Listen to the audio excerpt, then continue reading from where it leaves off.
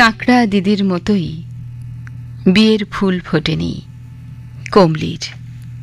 তার কথা রিঙ্কু চট্টোপাধ্যায়ের চিঠিতে। অলঙ্গিডাঙ্গা, পুরুলিয়া থেকে লিখছেন। বিয়ের ফুল আর ফুটল না। বয়স 30 ছাড়িয়েছে। কমলি মায়ের ঘর আগলে পড়ে রয়েছে। অসুস্থ মাকে ফেলে বাপটা পালিয়েছিল সেই কোন কালে। কমলি তখন বছর 10। সেই থেকে মায়ের সেবা করতে আর লোকের বাড়ি কাজ করে পেটের ভাত মায়ের পথ্যি জোটাতে জোটাতে বয়সের দিকে তাকানো হয়নি। মাও যে বলেনি তা নয়, কিন্তু শেষ কয়েক বছর মায়ের অবস্থা এতটাই খারাপ হয়েছিল যে সেসব ভাবার অবকাশ পায়নি কমলি। ভালো নাম কমলা। দোহারা চেহারায়, গায়ের রং শ্যামলা হলেও চোখ দুটো বড় মায়াবী।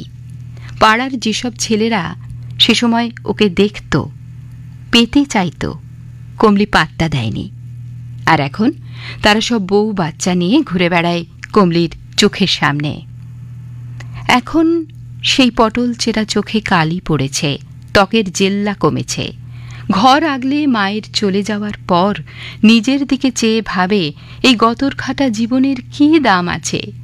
দুদিন জ্বরে পড়লে কেউ নেই এক গ্লাস জল দেবার। রাতের অন্ধকারে এসব ভাবতে ভাবতেই ঘুমিয়ে পড়ে কমলি। মাঝরাতে যখন জ্যোৎস্নায় চারদিক ভেসে গেছে, কমলির ঘুম ভেঙে যায়। একটা অস্ফুট স্বরে শিশুর কান্না শুনে দরজা খুলে বেরিয়ে আসে। দরজার ওপাশে দরমার বেড়া পেরিয়ে দেখে নালার পাশে রক্তমাখা সদ্যজাত এক শিশু কন্যা। চারপাশে চেয়ে দেখে কেউ কোথাও নেই। আঁচলে জড়িয়ে শিশুটিকে গায়ে রোম দিতেই কান্না থেমে যায়। কমলির মনে পড়ে যায় তার একদা গুণমুগ্ধ অশ্বিনীর বউয়ের 3 মেয়ের পর বউ আবার পোয়াতি ছিল।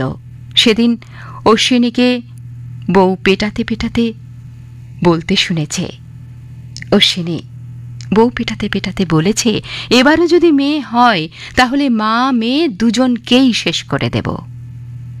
দূরে একটা ছায়া সরে যেতে দেখা গেল। কমলি ঘরে ঢুকল তার ভবিষ্যৎ সঙ্গে নিয়ে। বাইরের জ্যোৎস্নায় তখন উজ্জ্বল হয়ে উঠেছে রাঙা পলাশের গুচ্ছ।